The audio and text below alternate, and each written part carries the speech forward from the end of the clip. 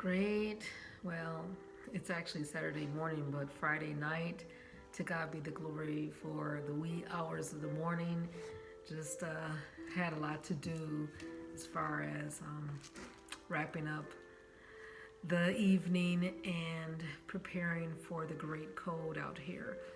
And I want to ask a question. I just thought about this a few minutes ago, and I'm going to ask you this question. I want you to think about your favorite teacher and then your least favorite and why. So I would say my least favorite teacher, without saying names, was my 7th grade teacher, because back in the day, they were able to incorporate corporal punishment a little bit. And I remember she accused me of talking, and she would line us up and we would have to stick out our hand and she would whack us. I believe that was the hand. But yeah, and I just thought, she didn't really listen to what I was saying, and I wasn't really talking, but I just didn't think that punishment fit the quote-unquote crime. And my favorite, I would say, was a young man in college, and he was a PhD graduate student. And I remember when you were like in 5th grade, and it was like weather like this, but the snow was like triple the size or the height, and I still wanted to go to his class because he was always so thorough, well prepared. He was engaging, and I think we were the only ones in that class that day along with him, and we just had a session by ourselves, but he was just very gifted.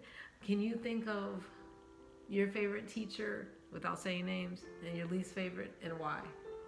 A drama teacher from high school was my favorite. Oh, a drama teacher from high school was your favorite. Why? He was just really enthusiastic and really engaging. I don't have a least favorite teacher. Oh, you are very fortunate. Well, then you can't really say that you have really kind of rejected a teacher.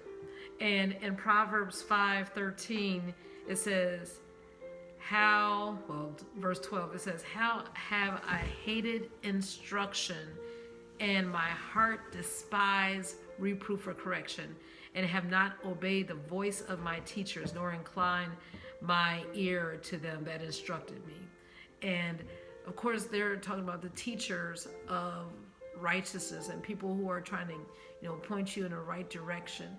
And usually, back in the day, the strict teachers, people didn't like them, but those were the ones who really cared long term, and their lessons hopefully stuck with us.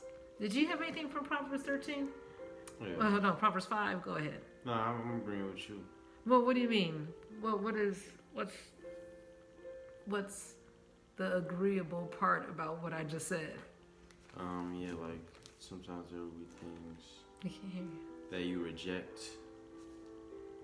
but sometimes you might reject things because you see your fault in something. So don't reject it because you know that it's talking about you. Like, reject it. If you're gonna reject something, reject it because it's actually wrong. Like, don't reject it because you just don't like it. Actually think about it. Because hopefully teaching is a mirror that reflects yourself, and it shows yourself, and also it is a window so that you can see out to the possibilities. So hopefully it's twofold.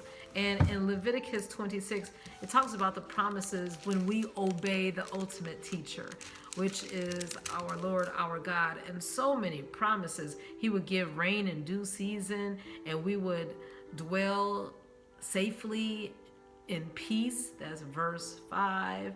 And we would be able to have protection, and we would be able to chase down our enemies. But the opposite, we don't want this. It says, when we don't hearken to our teachers, to the Lord, verse 14. And I didn't even really notice this, but in verse 16, it's saying how there will be sorrow, called sorrow in the heart. And that's another word or a phrase for depression. And shall sow your seed in vain, and your enemies shall just devour, and it goes on and on. No, we want to obey because it's for our own good. It's a mirror so that we can measure up and we can be conformed to God's image and take advantage of all the promises and the good life that He has promised for us. Did you have anything or any reaction to that? Yeah.